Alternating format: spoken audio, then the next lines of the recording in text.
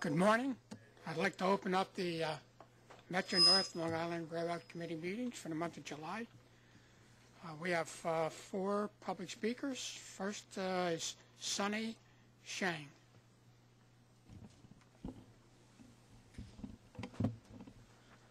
Good morning. I think I speak for the vast majority of Long Island Railroad riders when I say, shut up, Boss Tweed. The mayor of Floral Park, Mr. Tom Tweedy, is really trying to destroy the future of Long Island. Everyone from the riders to those of you in this room know that the third track is essential, and the few houses shouldn't mean that our region's economic growth should stall. Just look at Metro North and its ever-growing ridership. Do we want Long Island to be economically prosperous 25 years from now, or do you want to slide into recession? The average daily ridership around Ronkonkoma Station alone is more than the entire population of Floral Park. So the MTA leaders in this room, to Mr. Loda, to Mrs. Williams, I support you. I ask that you begin an advertising campaign immediately with seat drops and other promotional material at all stations served by these trains. Ask the thousands of riders to contact these representatives. They may not be their own, but they affect their own lives. Write more angry letters. The fact that this project has been postponed for years has almost zero chance of completion before the East Side access is bad enough. Let's make sure the future generations get the service they deserve. The main line was built before Hempstead Plains was even declared habitable. And when you go longer, community opposition will only get worse. You're spending millions of dollars to double-track Ronkonkoma. I question the wisdom of that when there's another bottleneck right there. I was stuck on a train for an hour on July 5th when a diesel broke down Maryland Avenue. Had that third track been there, we would have been sent right around it with minimal delays. Running a railroad at 100% capacity may work now, but it's certainly not the best way to go. And we all know the stories of people getting hit and killed by cars at New Hyde Park Road at Covert Avenue. To anyone who may be watching this on the media, to the elected officials, sectionalism does not lead to an effective government. If you were elected by the people of your own town, you can't benefit them by hurting those who live next to you. Construction is temporary. As those of us in Queens know, East Side Access and 2nd Avenue Subway can bring problems, but it's temporary. In the end, traffic flow, lives saved, less horn noise, more property values, more development, downtown revitalization, and more property tax revenue will outweigh any pain we hurt now. Along with a quote by Napoleon Hill, great achievement is usually born of great sacrifice and is never the result of selfishness. Thank you. Thank you. Orrin Getz.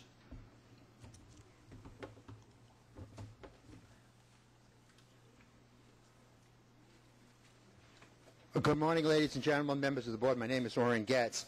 And one of the things I'm very glad to see that there's going to be a restoration of one morning peak day train on the Pascack Valley line and one evening peak day train. This was a very important issue with us in Rockland County. I attended the New Jersey Transit Board meeting on July 11th, and New Jersey Transit made no mention of expansion of service within their areas.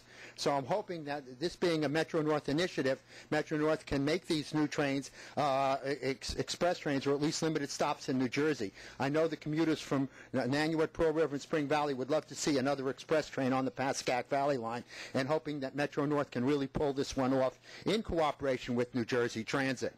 Also, I wanted to mention that Metro North is testing a new smartphone ticketing system based on a system already in use in the United Kingdom. Well, New Jersey Transit, and I left copies of the Executive Director's Report, has already started to use Google Wallet. And they're starting to use it not only to sell train tickets, but also sell bus tickets on selected routes. They were even able to get Google Wallet to sponsor a train, 2 trains, on the weekend of July 14th, and provided free rides down to the Jersey Shore from Penn Station on express trains. This is a wonderful opportunity to look into Google Wallet, and just maybe they can sponsor a free rides out to the Hamptons on the Long Island Railroad. It's definitely a possibility. And one final issue is the New York Times today reported that the largest place to visit for visitors is Woodbury Common. It's twice as many people visit Woodbury Common than the Statue of Liberty or even the Empire State Building.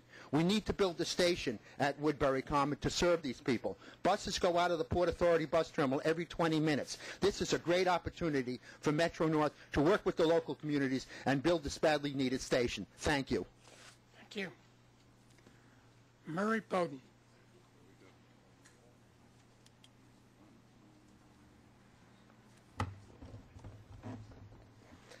I'm moving this because, and I'm wearing this shirt because last week at this time, we were in Venice, Italy, 12 grandchildren, 14 grandparents on an elder hostel trip, and we saw Rome, Florence, and Venice, and we took the train from Rome to Florence and from Florence to Venice, and Venice we did a lot of this. And one of the young men that was on our trip wanted to come today, but he missed 2 basketball clinics and he couldn't come today, so he's going to be watching this.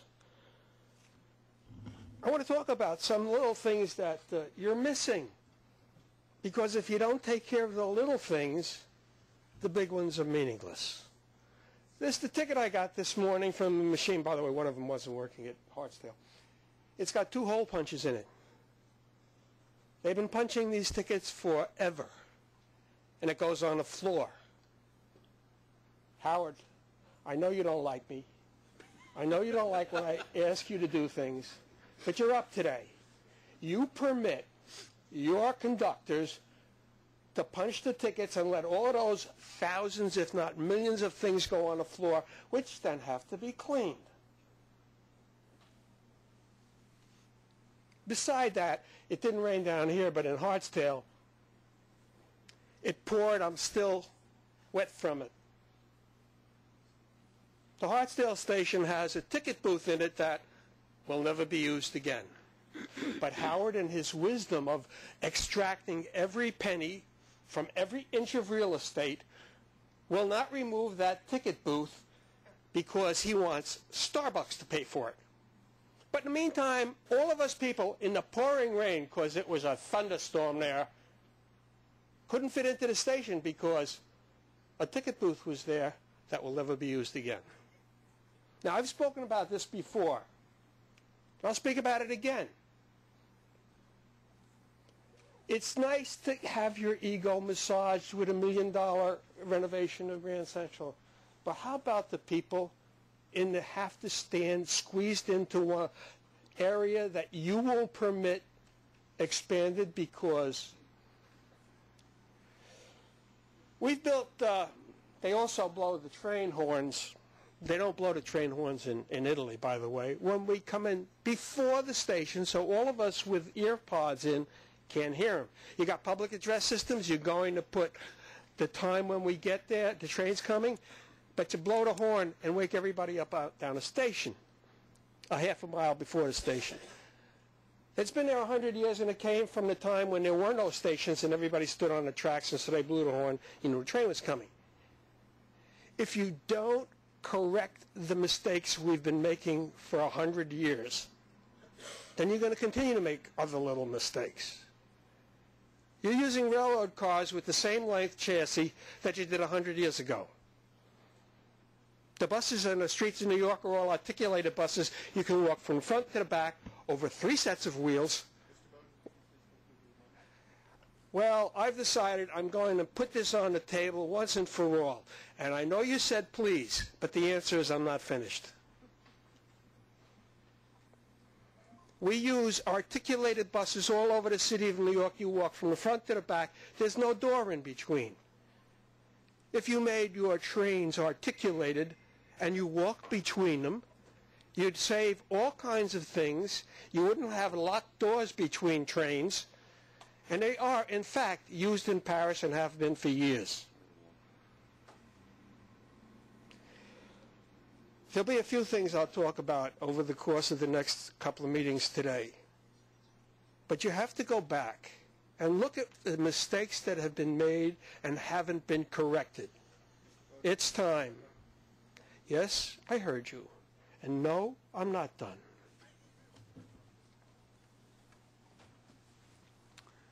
Bill Henderson, please.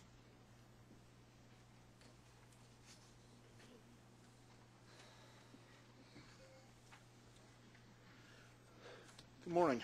On behalf of riders, I want to thank the MTA, Long Island Railroad, and Metro North Railroad for developing the packages of service restorations that were released last week and are going to be addressed at this board cycle. We appreciate all the staff work that went into developing these packages, and also want to acknowledge the board members who kept this issue before the board, Alan Capelli, Mitch Pally, and our rider reps. Who did a fantastic job of making sure that it wasn't forgotten that this service needs to be restored. There's a number of noteworthy restorations in the package. I won't take the time to go through them all. Suffice it to say that there are restorations like the Pascack Valley morning and evening peak service, Long Beach branch morning peak trip that are going to have a major impact on some commuters who found they were unable to take the train and make it to work on time in some cases. Restoration of late night service from Brooklyn will make a big difference for folks that want to go in and take advantage of what downtown Brooklyn has to offer and then return home to Long Island. And in addition, there's a number of proposed service restorations in the package that are necessary. And if you've ever ridden a Sunday evening trip back to the city on the New Haven line, you'll realize how necessary half-hour service really is. We still have some work to do. We still need to address situations such as weekend West Hempstead service, off-season Greenport weekend service, but this is all in all a very positive package. While I'm being positive toward the MTA and the board, I also want to point out, though, the reason these cuts occurred was a lack of funding. These cuts wouldn't have happened except for a cut of $141 million in state funding in 2010 and $100 million the next year. It's important that our public officials realize that transportation is an essential service, and it needs to be funded as such. We hope those elected officials that are listening to their constituents talk about how great it is to have service restored, take this to heart the next time tough budget decisions need to be made. Thank you. Thank you. Can I get a motion to approve the minutes of June 25th? Second? All in favor? Aye. Any opposed? Carry. Okay, 2012 work plan has not changed, so we'll get to the highlight of our meeting, our service investments. Good. Thank you, Jim, and good morning to all. It's a pleasure to be able to talk about the service improvements that I'll be speaking of, then Helena will be speaking of for the Long Island Railroad. It really is good news for all our customers.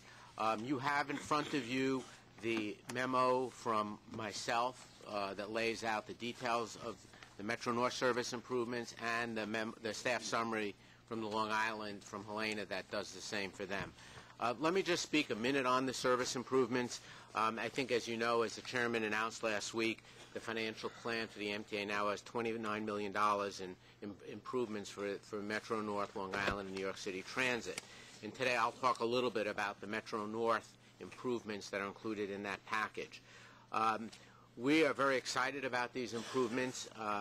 They will have a major benefit for our customers. They're going to accommodate. We had a couple of objectives putting them in. We wanted to accommodate ridership increases. We wanted to encourage further growth. And we wanted to restore those services that we had to reduce when we made the cuts in 2010. As background, I think you know Metro North is on track to provide the greatest number of rides in our history, over 85 million rides. As I've reported month after month, that is largely being driven by the non-commutation discretionary riders coming in on the weekends, coming in the middle of the day. And so year to date, that ridership is up 6% in that whole area. It's up 11% since 2009 when the recession reduced that. So we are now looking to respond to that growth and to continue to promote that growth and encourage it. These improvements that we've laid out will be the largest expansion in the railroad's history, in our 30-year history. We've never been able to add this amount of service in this time period. We are doing it in two phases, in October and April. The reasons for that are that we have to have sufficient number of crew members to operate this amount of service. And so we are in the midst, not only because of our retirements, but we're in the midst of recruiting additional engineers and conductors. We would not have the full complement in October. We will have that in April, so that's why we are phasing the improvements. Just briefly, the improvements include on the Harlem and New Haven lines. It's more frequent service on weekends and off-peak weekdays. We will be looking at half-hourly service to or from Southeast and North White Plains on the Harlem line and Stamford and New Haven on the New Haven line. On the Hudson line, we're also looking at improving off-peak and weekend service, but here it's a little bit different, a little more complicated for a variety of reasons, but basically we'll be having better connections at Croton Harmon for people traveling intermediate on the line. Many of you know that we have a huge volume of people on all three lines who don't come into New York, who travel between the Bronx, typically the Bronx and other major centers up and down the line. So this will improve dramatically those connections. We'll have more express service for the Upper Hudson riders. We'll have half-hourly service for some select stations south of Croton Harmon. And we'll also have an earlier weekday reverse peak train for the first time to get people up to Poughkeepsie earlier. In addition, we're going to add cars to weekend trains on all the lines to change the loading standard from 75 to 80%. What that does, it makes the trains less crowded. It also, since weekend ridership fluctuates dramatically, on those weekends when we have more riders, we will have enough seats for everyone. We will not have standees in the trains. On the Pascack Valley line, we're adding 2 peak trains. I think Bill mentioned that. We are working with New Jersey Transit to figure out exactly the timing and the stopping patterns for those. One of the things that will be new for this is that we're looking in the PM that the train will operate Monday through Thursday at one time, and then it'll operate early on Friday at a different time to deal with the getaway crowds, which is significant on the Pascack Valley line. Now, a couple of things I do want to note. I mean, first and foremost is that all the specific train schedules, the stopping patterns, are under review right now. We are looking at them. Our goal will be to reach new markets and customers to the maximum extent possible.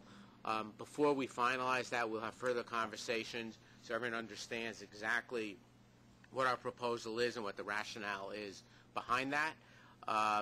Secondly, the New Haven line improvements have been approved by the Connecticut Department of Transportation, so that's critical. They have the right to do that. That has been done. And as I mentioned with New Jersey Transit, they've agreed to add the service. We're working on exactly how that will operate at this point in time. So in summary, this is a major improvement for our customers. We're very excited about it. We think that we'll get people, we know half-hour service is much preferred to hourly service. And all the improvements together will be a major benefit to all the riders on Metro North. So that's our plan with regard to the service improvements. Any questions for Howard? Helena. Good morning. We would also like to thank the board for its action in restoring funds for service. We have had ridership increases for the last 10 months, and we're trying to respond to that customer demand. And the best way to do it is to provide them with a better service, more frequent service. Our ridership has increased, just total ridership this year compared to this time last year. We're at 41.2 million this time last year, 39.5 million. I think the committee is very familiar with the fall off in Long Island ridership that occurred in 2009 and 2010. While, clearly some of it was attributed to the recession, the dramatic service cuts that we went through, we cut, over $11 million worth of service in those 2 years has had a dramatic impact on the number of customers we're serving. So we're very excited about the opportunity to put some service back, make some new investments, and respond to a new market for us, which we anticipate at the Barclays Center in Arena, the Arena location in Brooklyn, which will be the new home of the Nets and will be a new concert venue that we expect many customers to take advantage of. So as a brief description of those service investments, which again I just want to emphasize we think are extremely important, good news for the Long Island economy. I'm going to start with the Ronkonkoma branch off-peak service, and this is both on weekends and weekdays. We will be increasing to half-hourly service intervals, and the added trains will operate between Farmingdale and Penn Station. Of course, we have a single track from Farmingdale to Ronkonkoma, so we cannot expand the service all the way to Ronkonkoma, although we would certainly have the demand for it. So we will begin with Farmingdale to Penn, and that will start in November, which will be in time for the Thanksgiving and holiday season. We'll add 2 3-hour periods on weekends from Ronkonkoma branch between Farmingdale and Penn. For westbound service, the 3-hour period will be from the hours of 9 to 12. And for the eastbound service, the 3-hour period for half-hourly service will be between 4 and 7.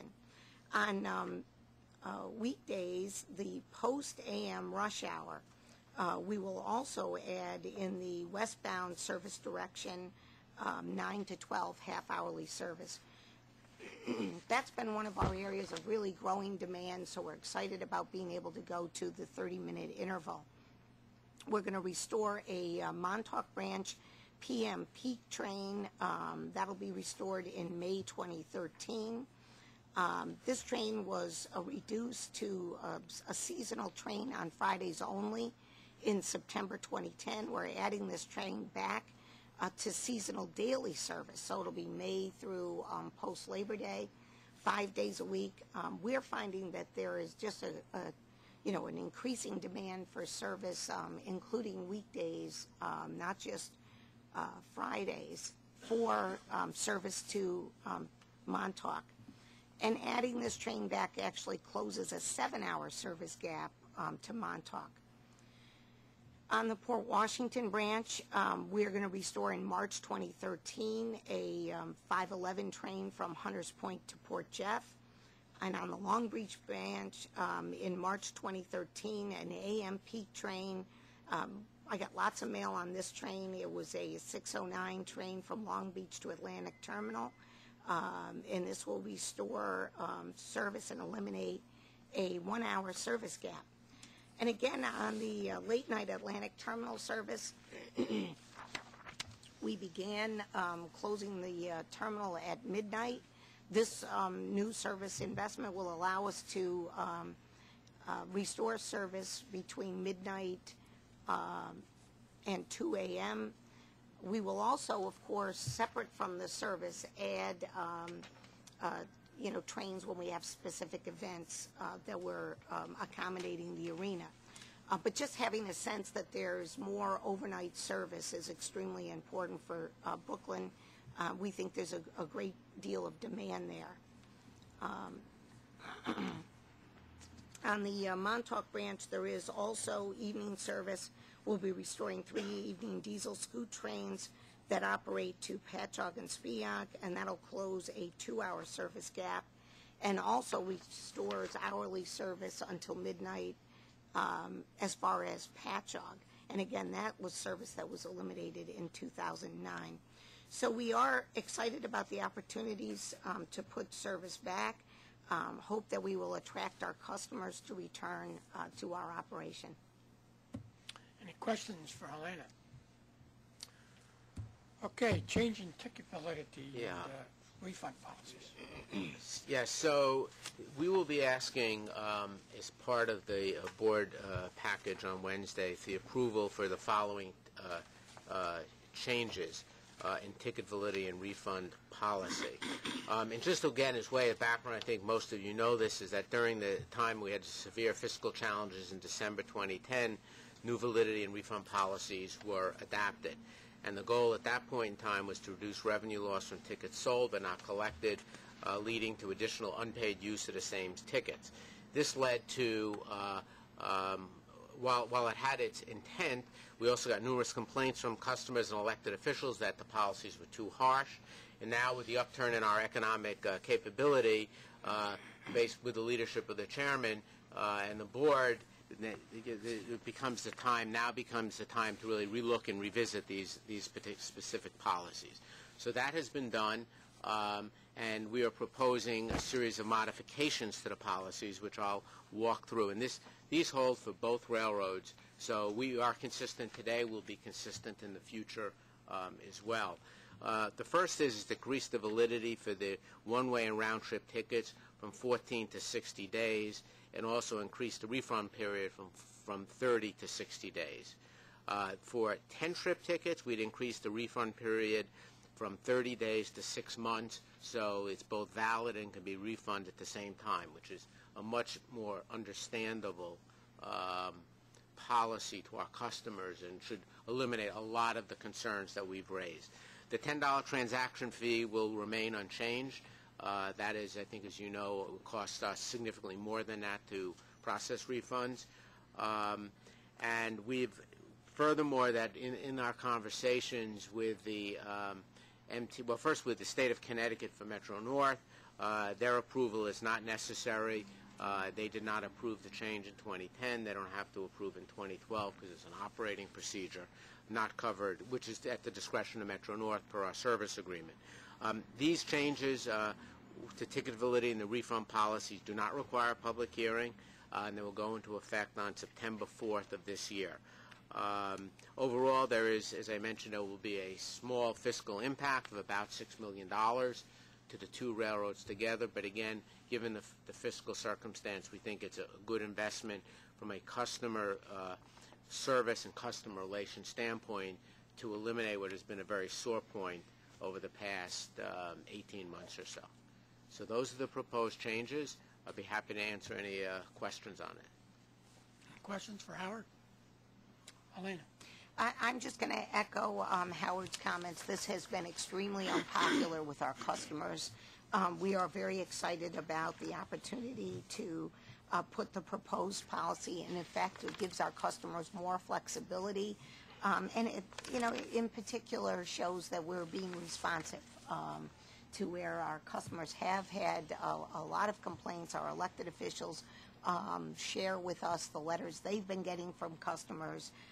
And the 14-day period just proved too harsh for customers to be able to respond to that. So I think that we're putting a policy in place that gives our customers the flexibility they need. Okay. Any questions? Okay. Agency President report. Howard, you're up. Thank you. So I have a few items I would like to highlight for you. First, with regard to our on-time performance, year-to-date our service continues to operate extremely high reliability.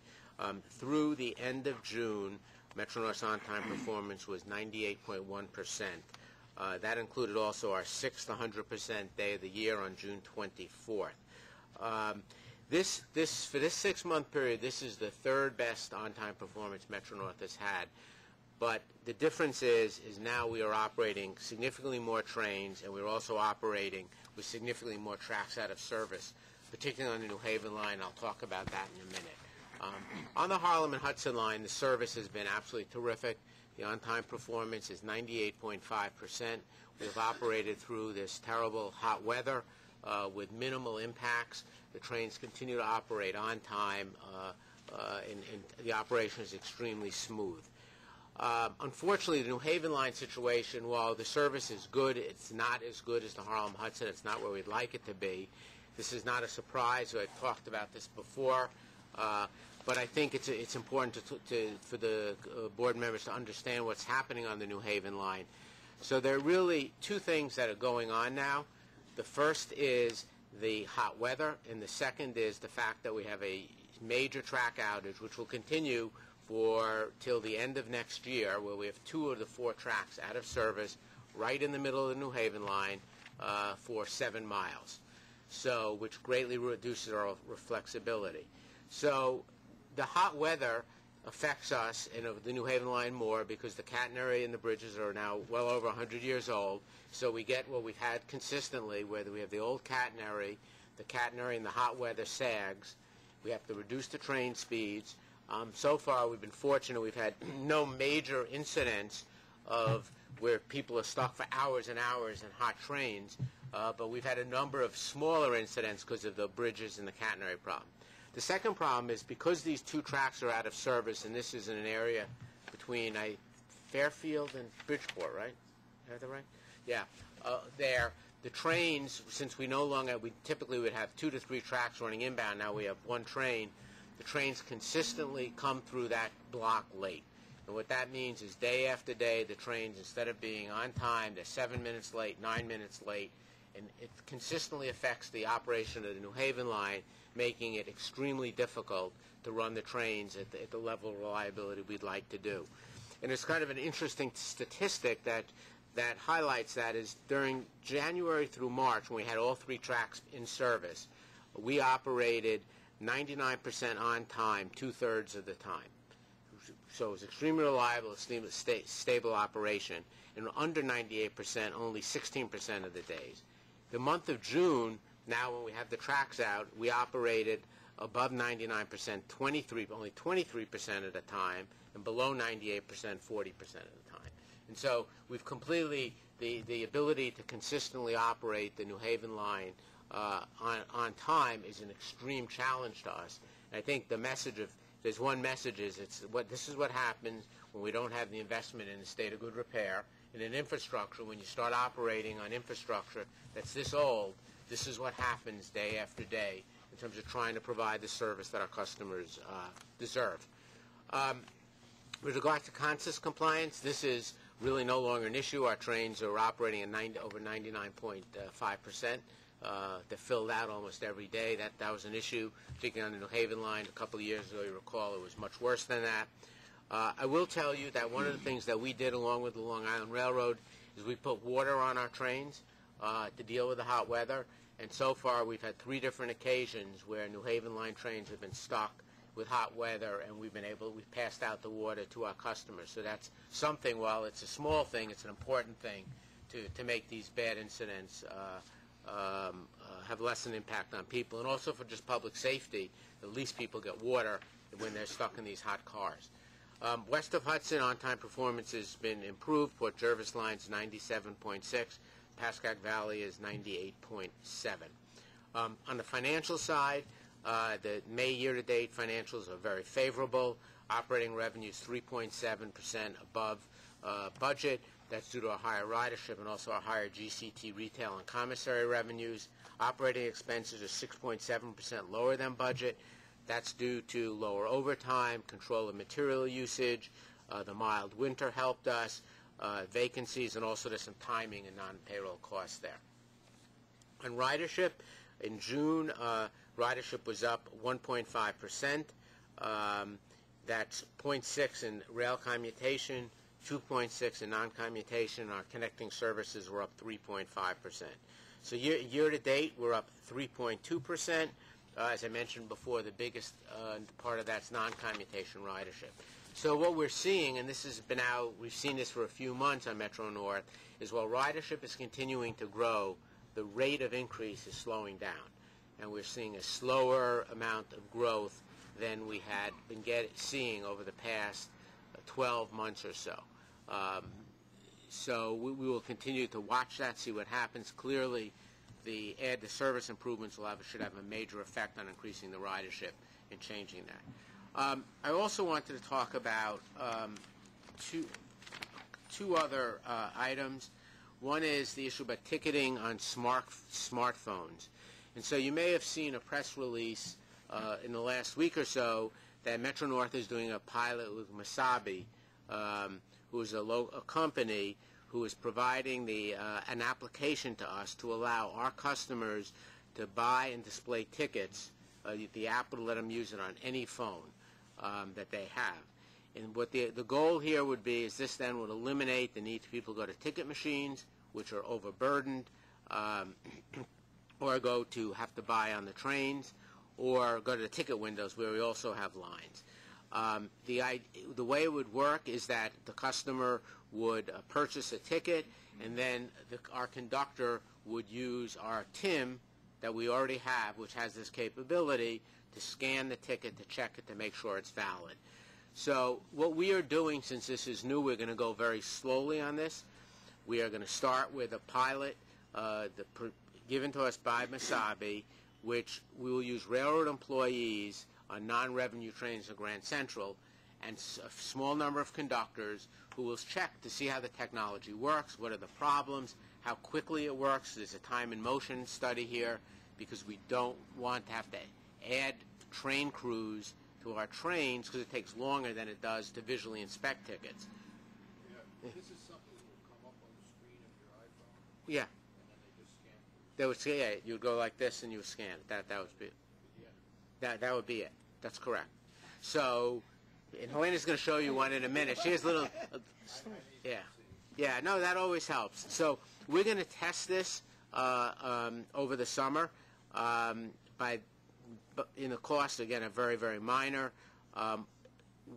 Assuming that it's a success, and we believe it will be, the only thing we're looking at is, again, this time and motion thing to see how this would affect our train crews' jobs. We would then partner with the Long Island Railroad to do a full RFP, to do further testing of the system, setting up the appropriate back offices, whatever additional pilot work we need to do. This would be actually using real customers now. So this would be a much broader pilot than the small control tests we're doing. And then, assuming that that works, and again, we believe it would, you would go to a full system rollout, which would be sometime late next year or in 2014. So we think that this is clearly the way to go for the future. If you look at it traditionally, we've moved up for ticket vending machines to our ticket issuing machines on the trains, and this is simply the next step. It makes a lot of sense. We're very excited about it. I know Helena and I were talking. Long Island Railroad is as well. I think Helena's going to talk a little about what they're doing and how we're bringing this all together jointly. So I think that's really a good story, and we'll be back to you with those results. Finally, on GCT Wireless, I wanted to just let you know this is a very important milestone we reached last week. After many years of negotiation and work, and this is something, by the way, that was done by Metro North with the MTA Police, with MTA Real Estate, and with MTA Legal. So it was very much a team who worked on this between Metro North and MTA. We now can say that both Wi-Fi and cellular service are coming to Grand Central and the Park Avenue Tunnel. What has happened was, you may recall, we awarded a contract to a consortium led by Verizon. It includes all the major cell carriers in the New York area. Verizon was the lead. It took them a while. We have this agreement with them. They were in the process of awarding the contract to build the system. They have now given a notice to proceed on Friday to that contractor to build the system. So what this system will now do is, there are a couple of things. One is it can provide excellent Wi-Fi and cell service for all our customers who are on the trains. Right now, if you know, Park Avenue Tunnel comes in and out. And as part of that, we get $150,000 annually in rent. So we get some more money than we get today. But far more importantly, it provides to both the MTA Police and Metro North a completely separate fiber optic communication radio network for emergency and operational use in all these places. This system, which if we had to build, and it's something that we would need between us and the police, if this wasn't happening, would cost us well over $20 million to build this. And the consortium will be building it to us at no cost to Metro North and MTA.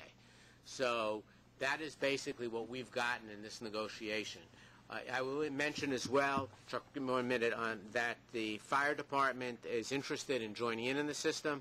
They have the same issue of dead spots when they respond to fires in the tunnel and in Grand Central. We're awaiting their final funding decision for them to join in as well. So this is a major step forward. I want to personally thank the team. There are a lot of people, particularly, I don't know if he's here, but Jerry Page, who did a terrific job in MTA Legal, Randy Fleischer in Metro North, and all their teams who brought this to pass to make this happen. And I think it's a good example of how in tough financial times we were able to leverage one of our assets and get a huge benefit for the MTA family as part of this project. And that is my report. Chuck. All right. Howard, first, my congratulations on this job well done. I have one question for you. On the Harlem line in June, there has been an increase in standees. The number 27 is indicated on page 83. Was that a one-off event or what? Hold on, Chuck. Let me look on the Harlem line. Yeah, I think that would be, unless Bob Liebel and Bob McLaren remember differently, that's a one-off event. We fill out the trains every single day. There may have been a problem with a diesel train, typically, Fine. something like that. Thank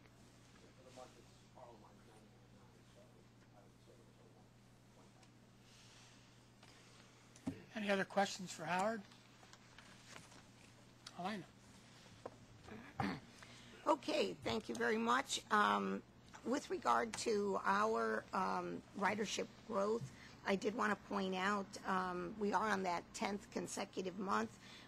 You can see just in the comparison of, the Metro North territory to the Long Island Railroad territory, their ridership growth occurred perhaps almost a year before ours. So we're still in the growth period, seeing the largest growth in the non-commutation period, but growth in the commutation ridership as well, 2.7%. So we're tracking that. We're trying to make sure we, follow that trend. Been excited about the ridership opportunities on the Long Island Railroad. I do want to say that June was, less of the performance that we like to see. We had been meeting our on-time performance goal of 95.1. June saw a dip in that. I think the extended heat wave took a toll on our infrastructure. And again, because we lack track capacity, we're very fragile when we do have a problem on the infrastructure. We were at a system-wide OTP of 92.6. Major issues for us were Amtrak delays in Line 1, and then on top of it, they had a disabled train in Line 1 on a Friday afternoon that was a very complicated fix for us in terms of getting that train out of Line 1 because we already had a train behind it. Then there was an Acela behind us, and everything had to back up into Penn, including clearing a platform for everything. Again, that had an impact, but primarily June was impacted by weather. We did see some LIPA impacts where we lost power, and we did have some issues with motor vehicles on the tracks. I think, again, storm-related traffic movements. I do want to point out that while I'm reporting on June OTP, I don't want to overlook the May mean distance between failure. We had an extraordinary month, but we are reporting this month on May, not June, on MDBF. We were at 353,000 miles. It was just really an extraordinary month of great performance by our fleet. I am very excited about a event coming to Long Island. It's the PGA Barclays Golf event, and that is scheduled for August 21st through the 26th. Of course, this is the Bethpage Black, one of the premier golf courses that we're fortunate to have on Long Island. The event is nationally televised. It's expected to bring the top golfers in with crowds of up to 35,000.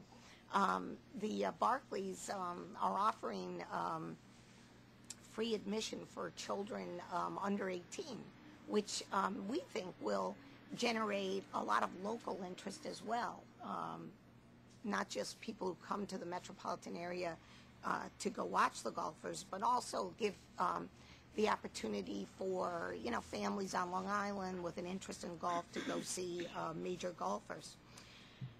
The first day of competition is a Thursday, August 23rd, and we'll be increasing our service from hourly to half-hourly to and from the Farmingdale station. 3 p.m. peak trains will also be added to accommodate the expected crowds. We've done this operation before. As you know, we've hosted U.S. Open Golf as well. And what customers do is they take our train to Farmingdale Station. We have a gating operation. They go through the gate, tickets are validated, and then our customers board buses, little shuttle buses that go over to Bethpage Black. There is no parking at Bethpage for people to watch the golfers, so they're either taking a train or there is a busing operation from Jones Beach that will take customers as well.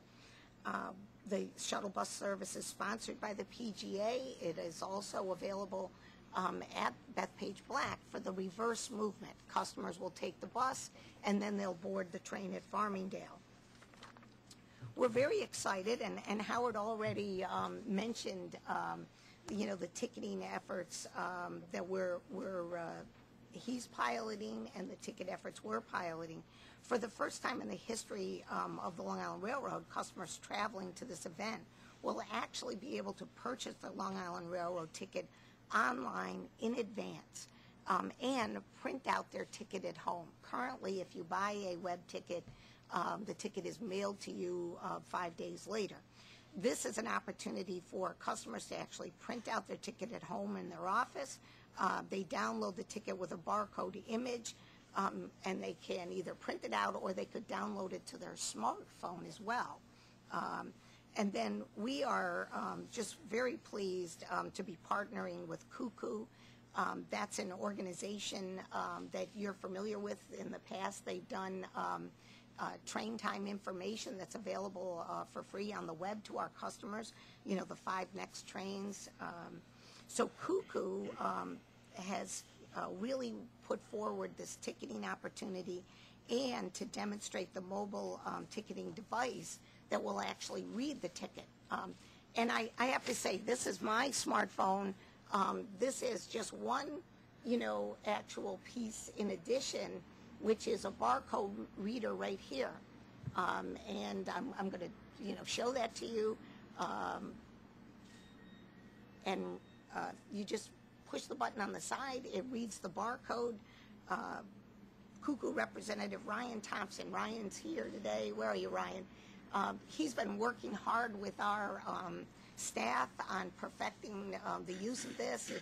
It's actually pretty easy. You just swipe across, it reads the ticket, and it can read the smartphone application as well, like this.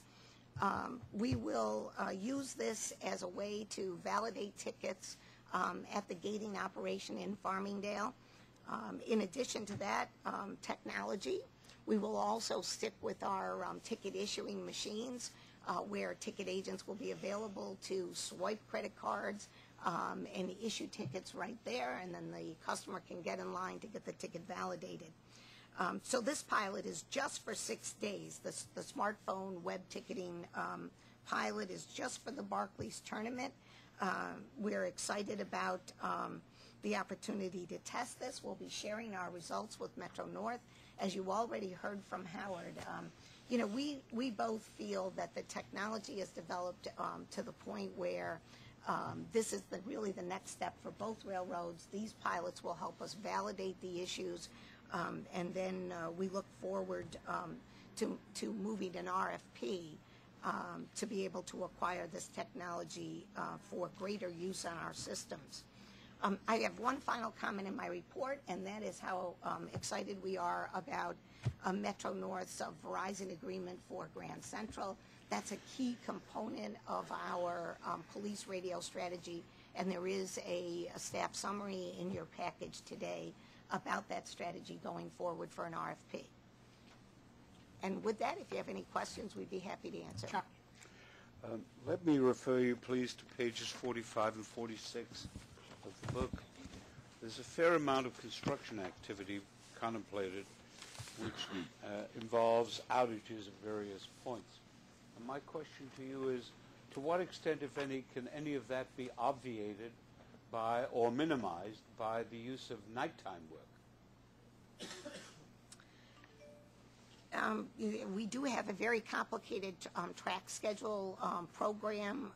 We have looked in the past at nighttime work. We have difficulty because we are in close proximity to so many communities in terms of light and noise and getting the equipment there. Many of these construction activities involve big, heavy equipment for mechanized ties and would not be suitable for nighttime operation. I will, take a look again. We look at that periodically, but Commissioner, we just don't find it feasible. Would you do that, please, and particularly with respect to Montauk Line, the main line, concrete tie replacements, and the items on page 46? It seems to me that some or all of that work can be done at night without imposing on riders in terms of delays and the like. But if you are directly in proximity to homes, that I can understand why you would not want to do that. Right. Yep. Any other questions for Elena? Michael.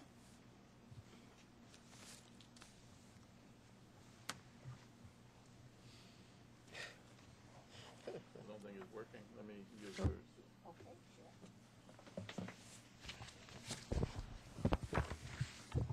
Okay, Good morning.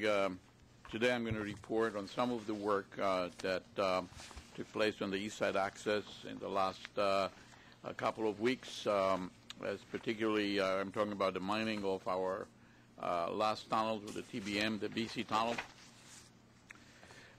This particular work took extensive coordination between ourselves and the Long Island Railroad operational needs, and I'm actually happy to report that we have accomplished what we needed to accomplish.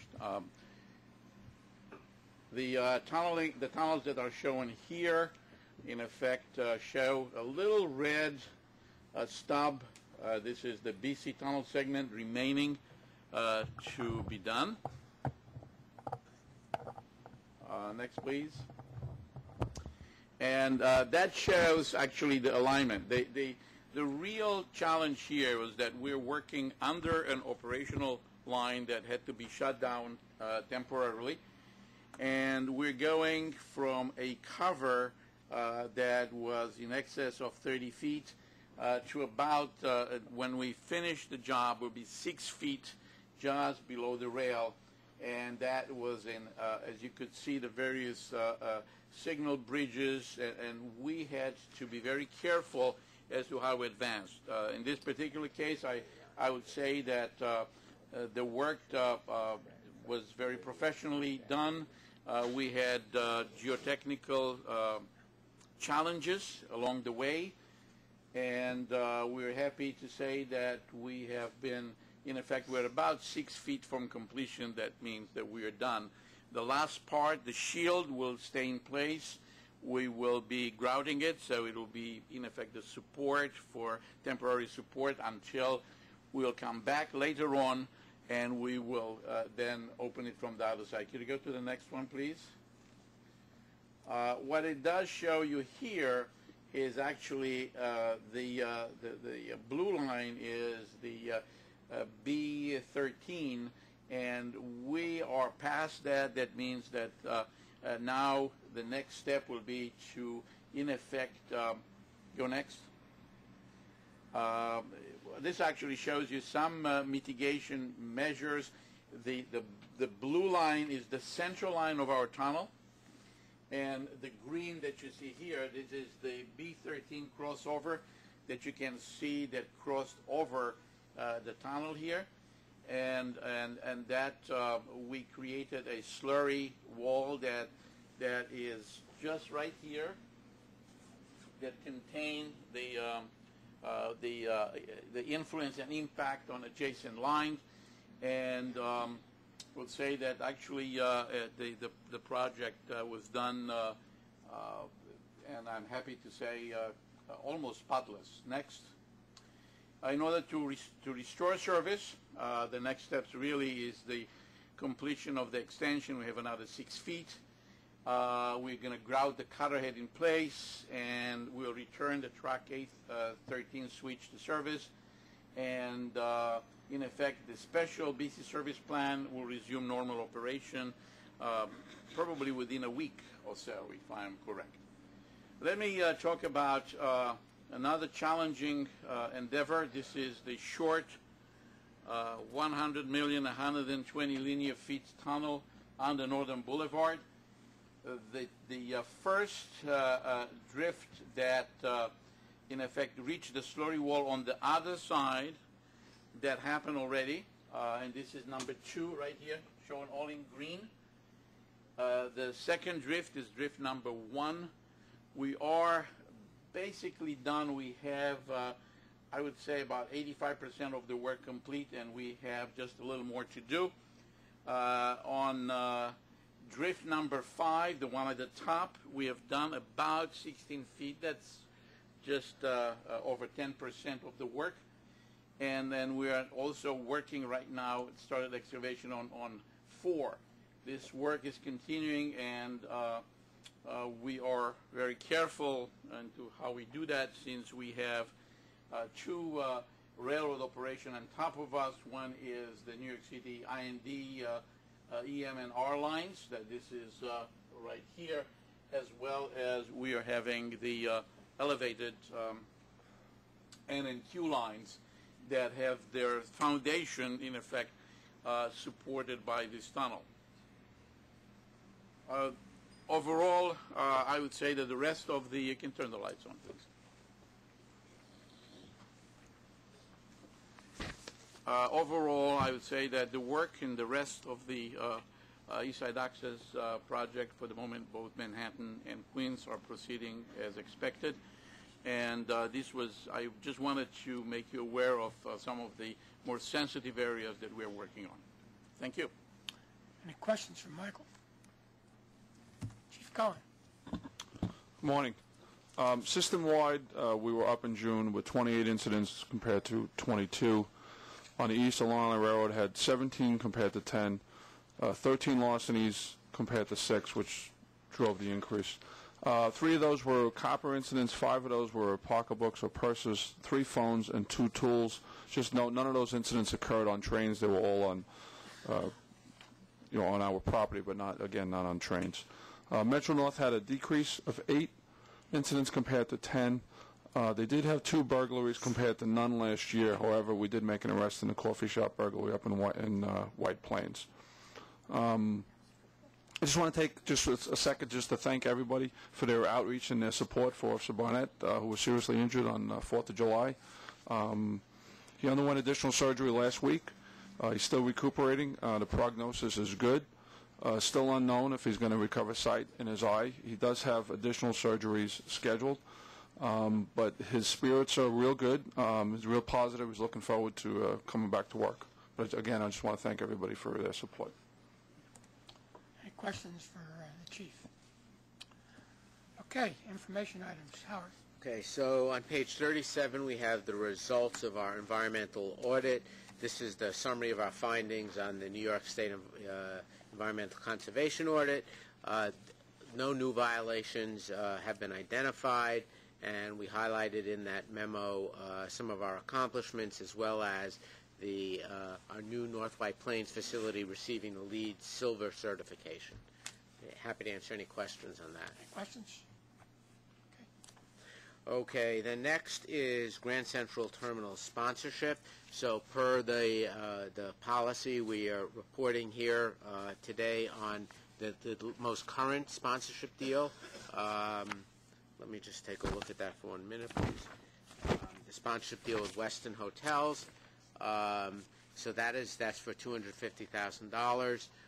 So as of the moment, just to summarize, we have a little bit under $1 million in barter from the New York Times and WABC TV, and we have $250,000 from Westin.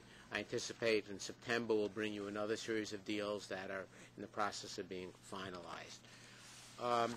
And then finally, we have information. This will be going to the Finance Committee. The extension of contracts with Jones Lang LaSalle and Williams Jackson Ewing. Basically, they provide different services in Grand Central.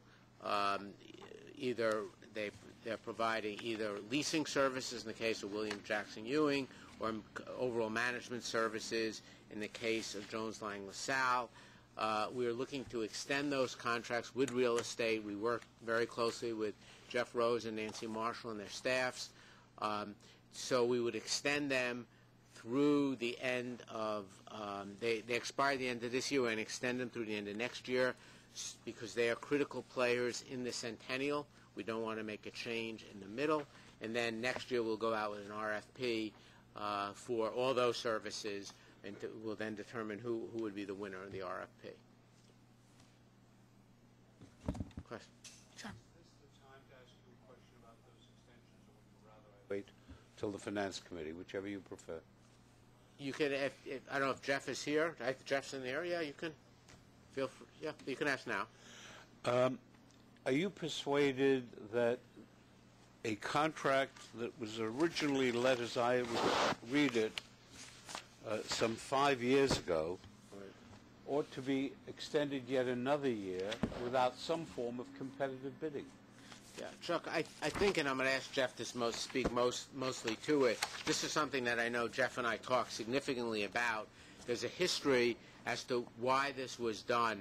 I think what's really critical now is that we're really in the midst of everything on the centennial, and to now go out and potentially disrupt their involvement, which is critical to the success of the centennial, we think would be a huge risk to both Metro North and MTA.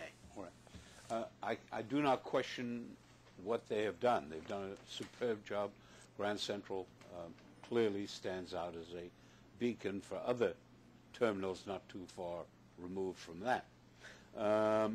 But my only question is, are you planning thereafter to have an RFP or some other form of bidding? Yeah. Yes, Chuck. Excuse me. It's the first time I've used my voice today. So I said, we're certainly planning to be out with an RFP in due course for probably second quarter of next year, I would think, to have plenty of time for the end of the centennial. I would just point out one thing, which is that the nature of this contract is that the actual remuneration to Jones Lang LaSalle is relatively small. It's a percentage of gross revenues, a low one at that, and the bulk of the expenditures are vetted through a budget process every year that we supervise very closely. I don't question the merit of the job or the quality of the work in any manner, way, shape, or form. Thanks.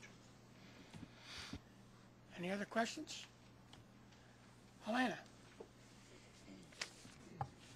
Our environmental audit appears on page 42, and again, it captures that we do have a number of historic issues that we are still remediating. They predate current environmental regulations, and we are working toward that remediation program. We did have a spill that was a third-party action. That was our, we responded, New York and Atlantic had a spill, and we assisted with the cleanup. If there are any questions, we'd be happy to answer those. We also have a staff summary on page 44, which includes our September timetable changes. It also captures the PGA Golf, which I've already described to you. If you have any questions on that, we'd be happy to address them. I do have a question. I'm going to look at the nighttime issues. I do have a question, if I may. Sure. Are you persuaded, and I assume you are, that at a time when you are under considerable pressure by reason of East Side access and a variety of other changes that you have to adopt, that all of these various changes have to be made now in the scheduling?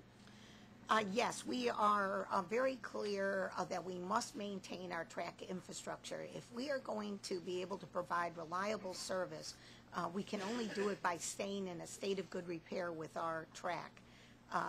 And as you know, we have miles and miles of track that has to be maintained. We have limited opportunities in terms of weather and other, service holidays and impacts where we have moratoriums on doing anything. So we have an aggressive fall program. We get out there and we will get it done. Michael and I have been coordinating, extremely well to, protect service during the East Side access. I don't want to speak too prematurely, but we've done extremely well on the BC tunnel excavation. So we're working hard to balance the two things, but we do not feel there's any opportunity to take a step away from track program. The only reason I'm focused on it is those people are encountering a fair amount of pain and delay, Yes. and they will probably have more in the months to come. And my only point is, to the extent we can minimize that, I think that would be a good thing. And then I can go right to my action item.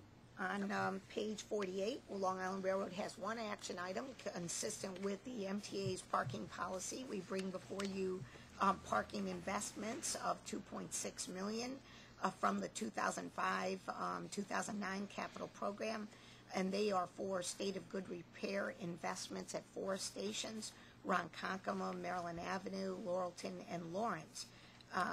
We will be using the small business mentoring program for the state of good repair projects, so we're excited about being able to do that. Approximately 200 surface spaces will be rehabilitated, and 1,000 spaces at the Ronkonkoma parking garage, which has had normal wear and tear. It was built in 1995. Will get some rehabilitation. If you have any questions, we'd answer those. Any questions? How about a motion? So moved. Second? All in favor? Anybody opposed? Carried. Okay. Thank you. And then we're back to Metro North. Now we're into procurements. Howard, we've got 5 competitive and 1 ratification. Right. So let me just speak to the competitive briefly. So one is a request to use the RFP to solicit and evaluate proposals for a design-build project to construct a new North White Plains parking garage and utility building. This is a critical project to us. As you know, parking is a major constraint. North White Plains is the furthest northern location. It's about another 20 miles till we control the station. So this is where we can draw people from communities that are not served by their own parking. So it's absolutely a critical location to us. So this is a major advance going forward. We received about a year or two ago from the FTA a finding of no significance. We did the 30% design. That work is now being completed, and we're now going to ask to use the RFP to do the design build to build this whole facility. Secondly, the second one is to award a competitively solicited and negotiated contract to Black Box. That's a company who makes for our PBX, which is our internal phone system and communication system. They are the ones who make the equipment for that system, and we're doing replacements of some of that system. The equipment has to be consistent with, it's called Avaya, I'm going to say this wrong, Avaya brand equipment. So, because this is part of the system, we went through the RFP process, and we are selecting them. The cost of that's $3 million. We have a request to award another competitively bid contract for 3 years for armored car services. This is for all the different money pickups we have around the Metro North system. We bid this in different geographic areas and basically awarding it to the winner for each of the different geographic areas. And then beyond that, there are a couple of other smaller ones. And then we have, I guess we don't do the ratifications. We'll do it at the end. Okay, so those are the 2 major ones I wanted to highlight. Any questions? Mr. Chairman, we went by Sybase on Long Island Railroad. Would it be permissible for me to ask a couple of questions about that Long Island Railroad procurement, please? When we get to I think the pages were missed up. You haven't gotten to it yet? No. Good. Okay. But I'll read now while you gave me papers. Can I get a motion? Move. Second? Second. All in favor? Any opposed? Carried. And then I had one ratification, which was the overhaul of our 2 rail washers, which we use to clean the track surface in preparation of the fall season, which will be on us sooner than we imagine. And so we basically needed to retrofit and make repairs to these 2 rail washers that are critical to our operation during the fall season. The price was a little bit under $80,000, which is lower than our estimate, and so that was the ratification. Any discussion? Motion? Second? Second. All in favor? Any opposed? Carried. Helena. Okay, there are 4 Long Island Railroad procurements, 3 non-competitive in the amount of $740,000, 1 item in the competitive section, and then a request to use the RFP process. There are no ratifications. With regard to the 3 items in the non-competitive section, the first is a sole source contract to VAE Nortrack for $84,000 for the purchase of switch plates and shoulder bolts. The second one is a request to approve a 3-year contract to KLD Labs, not to exceed $242,000, to provide calibration, scheduled and unscheduled maintenance, and extended warranty coverage on required spare parts in this system. It's used on the track geometry vehicle to do all of our measurements, record and analyze the track and third rail geometry characteristics. And then the third one is a request to award a contract modification to SciBase in the amount of $413,269,000, and it extends an existing contract for an additional 2 years through September 2014 with an option for 1 additional year. Under this contract, SciBase provides preventive and remedial maintenance support and upgrades to our database, which is one of our most important system, Long Island Railroad's train information monitoring and control system, known as TIMAX. This is what our block operators rely on in terms of train control. The SciBase software products and maintenance are proprietary to SciBase, which precludes any other vendor from maintaining or providing updates or fixes. So I may be able to answer your question. This was not advertised, unlike the other 2. This was a direct negotiation. While the other 2 ended up being sole source, we did advertise in the under our MTA procurement guidelines, in the contract reporter in the New York Post. But for this one, we had to do a direct negotiation because there really is no one else that can do the improvements to this system and maintain this system, which is critical to our train movements. Any question on that? Sure. Let me make clear at the outset where I'm going. My recommendation is you do a 1-year contract and 2 either 1-year options or a 2-year option, and I will tell you why. As I read this summary, this is a 1990s contract, and they have been in place now for a fairly long time. It was supposed to be rewritten in 2007. In 2009, the board granted another extension. Again, no competition.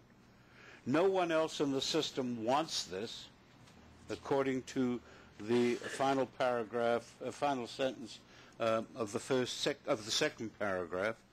Long Island Railroad wants a year to study it, and then another year and a half to do something about it. Seems to me that we would be better served giving it a 1-year extension, thereby providing some stimulus to getting it done sooner rather than later, and then do further extensions after it. Dennis, I think you've had the most contact with the company, Scott, our Chief Information Officer.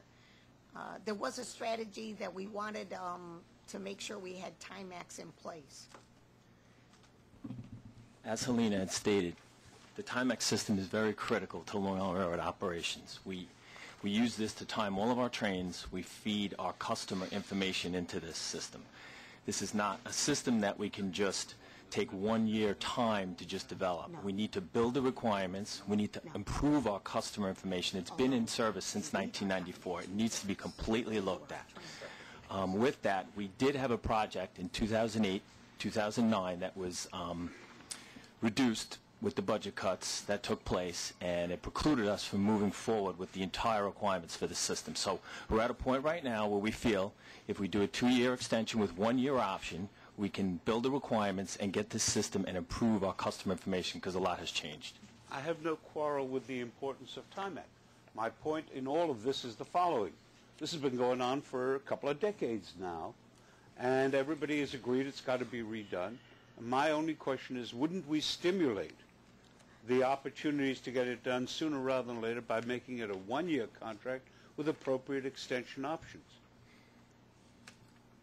rather than 2 years? All the 2 years does is encourage sloth. There would be a lot of risk with that. The system is very, very important. Every information bit that comes on a handheld, on the web, of all of our timing of our trains is done through this system. If we agree to just a one-year extension, there's a risk that we'll have to come back because it takes time to test, develop, and implement. What is the harm in coming back? Well, it really is the time it takes then to negotiate with Timex again. You know, and Long Island Railroad feels a little bit handicapped because we had a project in place. We were asked to reduce our contract costs and our IT costs in 2009. So we pulled the contract off. We pulled the effort off. Now we have to put that effort back on track. To build the requirements to design a system is extremely complex. Timex feeds many systems at the Long Island Railroad.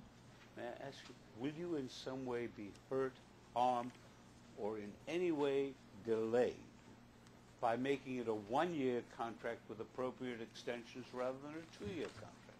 That's the only question. Well, it puts us in a different negotiating position with Sybase. Sure, you get a little more leverage. Well, we don't need leverage with Sybase. We need leverage in terms of funding to go out and build a new system. Sybase is what we've got. We don't. It's possible that they would bid on a new system, but we're looking to build a new system. Well, can I just add to that first? Yeah. The database technology that it's currently riding on, Sybase, is now, most of the MTA is on an Oracle environment, which is sole source 2, which is what we'll be moving to. So eventually this is going to move to a sole source. We're not purchasing a device here. We're not getting a keyboard. We're purchasing a technology. And that technology, there's not a lot of vendors out there. It's probably the reason why most of us have Microsoft Windows on our desktops today, because there's just not a lot of options, and this is one of them. Commissioner, we feel that it is important for us to have a solid relationship in place with Sybase and not come back, and we'd ask you to support the contract as presented. Mr. Chairman, will you accept an amendment to this proposal to make it a one-year contract with either one two-year extension or two one-year extensions? Can I get a second on the amendment?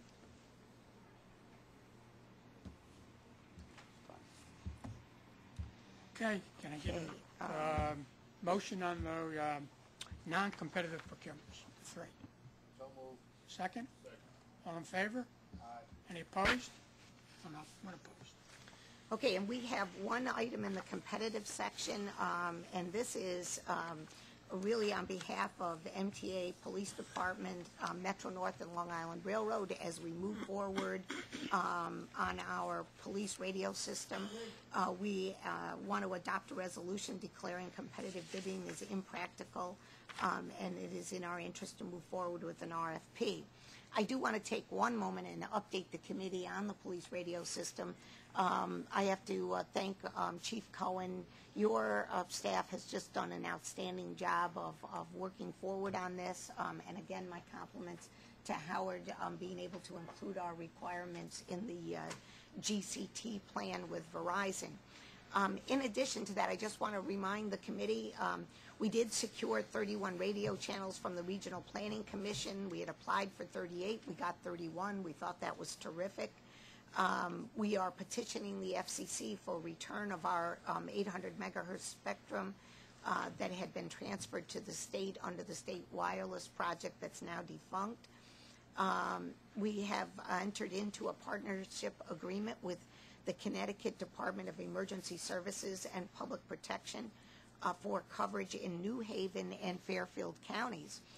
This did require New York State Controller approval. We want to thank them for their assistance. They expedited as well. We think that the Smart Zone Network system in Connecticut, which will have 95% radio coverage across the entire state of Connecticut, will be capable of supporting our needs for the MTA PD system. We did need some system augmentation, and There was a cost of $3.2 million, but again, Connecticut has been outstanding. They are a perfect example of what we're trying to do with this police radio system. We are building on existing assets, using systems that are in place, making them interoperable. We've done that now with the state police system, Metro 21. We are doing that with Connecticut, and we will limit our build-out to only those places where we don't have assets in place. And that's what we'll do in the RFP. We expect the 30% design to be completed in October. We will then go for a design build of the rest of the system. Any questions? Can I get a motion? So moved. Second? Second. All in favor? Aye. Any opposed? Carried. Michael. David.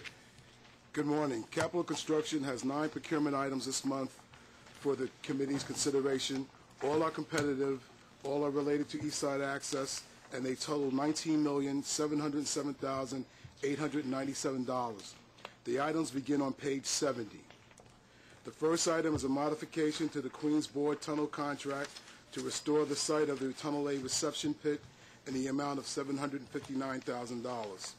The second item is a modification totaling $340,775 to the vertical circulation element contract for impact costs associated with alignment of milestones and access restraints with those of contract CM012, for which the VM014 contractor or the East Side Access vertical circulation element contractor will serve as a subcontractor for the furnishing and installation of the elevators and escalators. Items 3 through 5 are modifications to the 44th Street vent plant and 245 Park entrance contract for additional work due to steel obstructions, structural steel reinforcement, and purchase of an existing gantry crane. These mods total $1,831,500. Items 6 through 8 are modifications to the Harold Structures Part 1 contract. These modifications are for manhole and duct bank changes, fabrication and installation of monopoles and foundations for a motor generator set, and for additions inside an existing substation. These items total $14,927,712. The last item is a scope and budget transfer from an Amtrak force account package to the Harold Structures Part 1 contract for the installation of 91.6 hertz signal power. This work is being transferred as Amtrak currently does not have the resources to perform the work. Those are our items for this month. Any questions? Mr. Chairman, I would ask to be excused from voting and recuse myself on the item involving Tudor Perini. Okay. Any other questions? Can I get a motion? Second? All in favor? Any opposed? Carried. Capital Construction has no ratifications this month. Thank you. Okay, as you all know, there's no August meeting, and our next meeting will be September 24th, and I look for a motion to adjourn. All in favor? Carried.